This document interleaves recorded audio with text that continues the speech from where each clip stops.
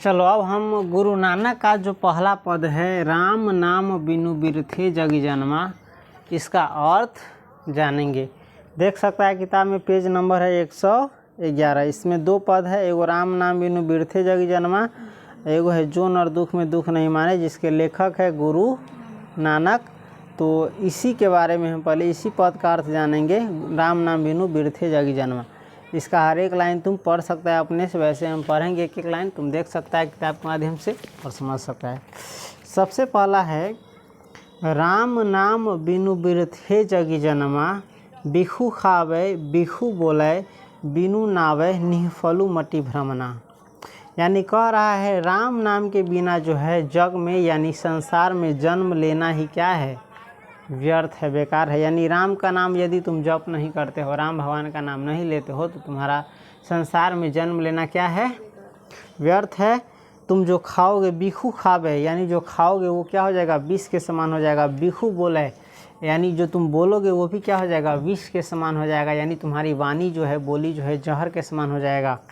और बिनु नावे, और बिना नाम के यानी भगवान राम के बिना नाम जप के क्या हो जाएगा, तुम्हारी बुद्धि जो है, ये मति जो है क्या है, भ्रमित हो जाएगी। क्या हो जाएगी, भ्रमित हो जाएगी। समझ गया। तो वही कह रहा है, राम नाम बिनु बिरथे जग जन्मा, बिखु खावे बिखु बोले, बिनु नावे निहफलु मति भ्रमना। और कह रहा है राम नाम के बिना इस संसार में, इस दुनिया में, इस जगत में जन्म क्या है, व्यर्थ है। और तुम जो खाओगे बिना, यदि तुम भगवान का नाम नहीं लेते हो तो तुम जो खाओगे, तुम जो बोलोगे, बिना उसके नाम का क्या हो जाएगा, ये सब निष्फल हो जाएगा, विष के समान हो जाएगा, जहर के समान हो जाएगा। और जो तुम्हारी बुद्धि है, मति है, वो क्या हो जाएगी, भ्रमित हो जाएगी। जैसे देखो भगवान नाम क्या, कैसे राम राम, इस सबसे वाणी क्या होता है, पवित्र होता है, शुद्ध होता है, और मन से आत्मा से सही बोली निकलता है। और जिस जो अध्यात्म को नहीं जानता है, भगवान को नहीं मानता है, चाहे इस नाम जप को नहीं करता, उसके मुँह से देखा कैसा कैसा खराब शब्द निकलेगा, गाली गलौज, अपशब्द, लड़ाई झगड़ा, दूसरे को बुरा लगने वाला शब्द। तो जो भगवान के सही में भक्त होते हैं, जो उनका नाम लेने वाले होते हैं, जो उनको जप करने वाले होते हैं, उसके मुँह से देखेगा तो जल्दी कथी खराब शब्द उसके मुँह से नहीं निकलेगा। जो भी निकलेगा क्या होगा, शुभ शब्द निकलेगा। और ऐसे आदमी देखता है खाता भी है तो क्या है, अच्छा अच्छा खाना खाता है, सात्विक खाना खाता है। और जो देखा है जिसकी बुद्धि भ्रमित है, जो पथ भ्रष्ट है, जो राह से क्या हो गया, भटक गया है, यानी सही दिशा से वो देख रहा है, अरकर करकर चीज़ खाता रहता है, कोई चीज़ खराब खाना ना खाए, जैसे मीट मछली दारू ये सब खाता रहता है ना। खैर अभी के जिसको कंट्रोल में होगा अपना माइंड, वो खाता है तो ये अपना क्या होता है, बोली रहन सहन बात व्यवहार इसको अच्छा बना करके रखता है। खैर हम इस पद का अर्थ समझाए, बिना राम का क्या है, राम का नाम लिए बिना तुम्हारा दुनिया में जन्म लेना व्यर्थ है। तुम्हारी वाणी जो होती है, तुम्हारी बोली जो होती है, तुम जो खाते पीते हो, सब किसके समान हो जाता है, विष के समान हो जाता है, जहर के समान हो जाता है। और तुम्हारी बुद्धि क्या हो जाती है, पथभ्रष्ट हो जाती है, मति क्या हो जाती है, गुम हो जाती है। उसके बाद है, पुस्तक पाठ व्याकरण बखाने, संध्या कर्म निकाल करे, बिनु गुर शब्द मुक्ति कहा प्राणी, राम नाम बिनु अरुचि मरे। ये कह रहा है बड़का बड़का पुस्तक, बड़का बड़का पाठ व्याकरण सब कथी है, लाखे तुम पढ़ लो, बखान करो, वर्णन करो। और संध्या के समय, चाहे सुबह के समय जो होता है, इसमें खैर संध्या के समय दिया गया है, शाम के समय जो तुम पूजा पाठ करते हो, पूजा अर्चना करते हो, आरती दिखाते हो, दीप जलाते हो, इसे नहीं करते हो। वही कह रहा है पुस्तक पाठ लाख कुछ व्याकरण ये सब क्या करो, पढ़ लो, बखान करो, वर्णन करो, चाहे वर्णन सुनो। और संध्या के संध्या, शाम के शाम पूजा पाठ करो, चाहे आरती दिखाओ, चाहे दीप जलाओ।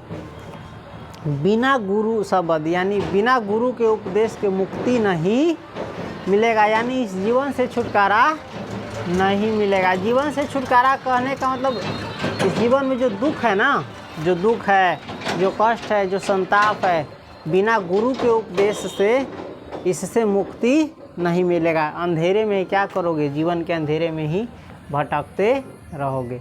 जीवन के उजाले का मतलब ये सूरज उग गया, लाइट जला दो, बल्ब जला दो, वो नहीं। तुम्हारे अंदर में प्रकाश उत्पन्न होगा, जिससे तुम्हारा जीवन क्या हो जाएगा, पवित्र हो जाएगा, शुभ हो जाएगा। और जीवन में क्या आ जाएगा, शांति आ जाएगा, आनंद आ जाएगा, और भगवान का वास हो जाएगा किसके, इस शरीर के अंदर। तो वही कह रहा है बिनु गुरु शब्द यानी बिना गुरु के उपदेश के मुक्ति नहीं मिल सकता है। और राम नाम बिना जपे क्या होगे, इस दुनिया में उलझ करके मर जाओगे। बिना राम नाम जप किए, बिना राम भगवान को जाने क्या हो जाएगा, तुम्हारा जीवन इस दुनिया में उलझ करके क्या हो जाएगा, खत्म हो जाएगा। जो देखोगे भगवान को अपने आप को सौंप देता है, चाहे भगवान के चरणों में अपना जीवन लगा देता है, वो जीवित होते हुए भी क्या होता है, संसार से पार उतर जाता है, दुखों से क्या हो जाता है, पार हो जाता है। जिसको सुख की चाह नहीं है उसको दुख भी नहीं होगा। समझ गया, जीवन में उसको क्या मिल गया, मुक्ति मिल गया है, जीवित है लेकिन उसको क्या मिल गया, संसार के सारे दुखों से क्या मिल गया, मुक्ति मिल गया। क्यों? क्योंकि उसने अपने आप को किसमें लगा दिया, भगवान के। उसके बाद है दंड कमंडल शिखा सुत धोती, तीर्थ गवनु अति भ्रमनु करे, राम नाम बिनु शांति न आवे, हरि हरि नाम सुपारी पड़े।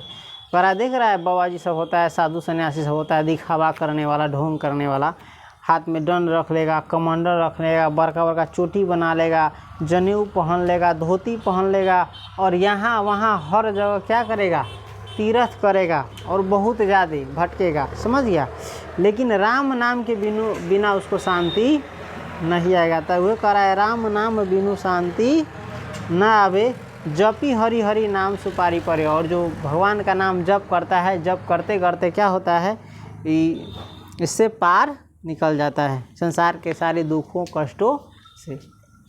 एक होता है बाहरी दिखावा, एक होता है आंतरिक। तो बाहरी दिखावा बस पहचान के लिए ज़रूरी है कि लोग ताकि समझ आए ये साधु महात्मा है, वैरागी है, लेकिन उससे भी ज़्यादा ज़रूरी है तुम्हारे अंदर में भगवान का वास होना चाहिए। अंदर में यदि राक्षस है, चाहे तरह तरह के विकार है, तो बाहर से तुम कितनों कपड़ा पहन लो साधु सन्यासी संत का, तुमको अंदर से शांति नहीं मिलेगा। और अंदर से यदि तुम्हें यदि सही में भगवान का वास है, सही में अच्छे विचार है, शुभ विचार है, सही में भगवान को मानते हो, चाहे आध्यात्मिक रास्ते पर हो, तो कपड़ा का कोई मोल नहीं रहता। कपड़ा तुम कैसा भी पहनो, तुम्हारे अंदर क्या रहेगा, शांति रहेगा।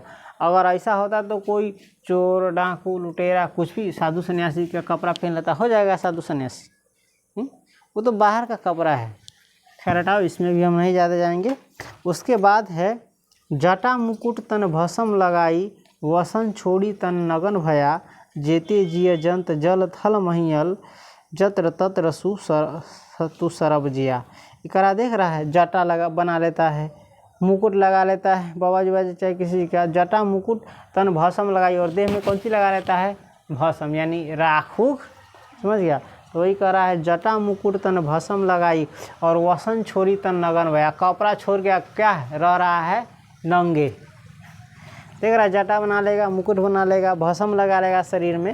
अघोरी बाबा चाहे और सब, अघोरी ना जो और सब है, नाम भूल रहे हैं हम। जटा लगा लै छै, मुकुट बना लै छै, तन में भस्म लगा लै छै, कपड़ा छोड़ के कथी रहै छै, नंगे। समझ गेल। तो ये कहै छै जटा मुकुट तन भस्म लगाई, वसन छोड़ी तन नगन भया। वसन क्यों छोड़ेगा, वस्त्र क्यों छोड़ेगा, तो खराब है ना। वसन छोड़ी तन नगन भया, और जेते जीव, और जितना भी जीव है दुनिया में, चाहे जल में हो यानी पानी में रहने वाले जीव, चाहे थल में हो यानी ज़मीन पर रहने वाले जीव, वो जत्र तत्र तहाँ भी जो है, जहाँ भी जी रहा है, चाहे धरती में जी रहा है, चाहे धरती पर जी रहा है, चाहे पानी में जी रहा है, चाहे किसी भी चीज़ में जी रहा है, उस सब में क्या है, ऊपर परमात्मा का ही वास है। और परमात्मा ही अलग अलग रूपों में क्या हो रहा है, जी रहा है। इसी को ना संस्कृत में पहला चैप्टर में है महतोमयान अनुअन्यान, यानी परमात्मा जो है वो सूक्ष्म से भी सूक्ष्म है। इतना सूक्ष्म है कि तुम उसको देख भी नहीं सकता है। जैसे कोई वायरस देख लो, जीवाणु रोगाणु सब, चाहे छोटा सा जीव देख लो, चुट्टी ही। तुम परमात्मा जो है सूक्ष्म से भी सूक्ष्म है, और बड़ा से भी, जैसे हाथी के शरीर में देख लो, चाहे पृथ्वी पर और भी बड़ा जीव है वृक्ष, उस सब में देख लो, तो परमात्मा जो है क्या है, छोटा से भी छोटा है, सूक्ष्म से भी सूक्ष्म है, और महान से महान है, यानी बड़ा से भी बड़ा है। तो वही कर रहा है। खैर इस पर हम नहीं जाएंगे, छोड़ो। तो ये धरती पर जितने भी जीव है, चाहे थल में है चाहे जल में है, उस सब में कौन जी रहा है, परमात्मा ही अलग अलग रूपों में जी रहा है। बस तुमको समझने की, पहचानने की, जानने की क्या है, देरी है। गुरु प्रसादी राख ले जन को, हरि रस नानक झोली पिया। और गुरु का जो उपदेश मान लेता है, समझ जाए, गुरु का जो ज्ञान प्राप्त कर लेता है और उसके उपदेशों को ग्रहण कर लेता है, वह मानो क्या पा लेता है, हरि भक्ति का रस पान कर लिया, यानी हरि भक्ति का रस पी लिया। जैसे देखो किसी महान आदमी के पास, साधु संत के पास, चाहे महान जो पुरुष है उसके पास जाओगे, चाहे उसके अगल बगल भी तुमको खुद अपने आप शांति मिल जाएगा। और जहाँ दिन रात लड़ाई कट रहा होता है, मार झगड़ा होता है, गाली गलौज होता है, तरह तरह का दुर्व्यवहार होता है, विचार होता है, वहाँ जा कर के देखो तुम्हारा मन का अंदर का शांति क्या हो जाएगा, नष्ट हो जाएगा। जैसे मंदिर में जाओ तो क्या हो जाएगा, तुम्हारा आत्मा एकदम, यदि तुम सच्ची भावना से जाते हो तो सही में भगवान के पास जाते हो तो, और वहीं पर चला जहाँ लाठी लठोल होता है, उस दोनों जगह पर जा कर के देखो वहाँ पर तुमको क्या मिलेगा, यहाँ पर तुमको क्या मिलेगा, इसका अंतर तुमको अपने आप समझ में आ जाएगा वातावरण का। खैर छोड़ो, तो गुरु नानक का जो पहला पद है उसका अर्थ समझ गया। इसके बाद हम इसका जो दूसरा पद है, जो नर दुख में दुख नहीं माने, ये भी बहुत अच्छा है, इसको हम समझाएंगे। जो नर दुख में भी दुख नहीं मानता है, यानी जो दुख में भी सुखी रहता है, खुश रहता है, आनंदित रहता है, उसका जीवन क्या होता है, सफल होता है। उसको संसार के मान से, अपमान से, आदर से, अनादर से कोई फ़र्क, लोभ से, लालच से, क्या मिला क्या नहीं मिला, क्या हुआ क्या नहीं, इनसे उसको कोई फ़र्क नहीं पड़ता है। समझ गया? तो इसी के बारे में हम समझाएंगे। फिलहाल पहला पद का अर्थ हो गया, चलो इसको यहीं पर रोकते हैं, दूसरे अर्थ का